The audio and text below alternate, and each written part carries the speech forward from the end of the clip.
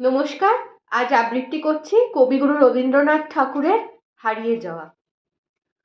ছোট্ট আমার মেয়ে সঙ্গিনীদের ডাক শুনতে পেয়ে সিঁড়ি দিয়ে নিচের তলায় যাচ্ছিল সে নেমে, অন্ধকারে ভয়ে ভয়ে থেমে থেমে। হাতে ছিল প্রদীপখানি, আঁচল দিয়ে আড়াল করে চলছিল সাবধানী। আমি ছিলাম ছাতে, তারায় ভরা চৈত্র মাসের রাতে। হঠাৎ মেয়ের কান্না শুনে উঠে দেখতে গেলেম ছুটে। সিঁড়ির মধ্যে যেতে যেতে প্রদীপটা তার নিভে গেছে বাতাসেতে। সুধাই তারে, কি হয়েছে বামি?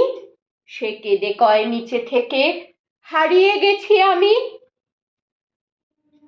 তারায় ভরা চৈত্র মাসের রাতে ফিরে গিয়ে ছাতে মনে হলো আকাশ পানে চেয়ে আমার বামির মতোই অমনি কে এক মেয়ে নীলাম্বরের আঁচলখানি ঘিরে দীপশিখাটি বাঁচিয়ে একা চলছে ধীরে ধীরে।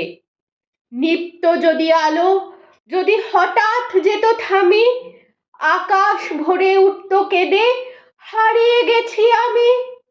নমস্কার, ধন্যবাদ।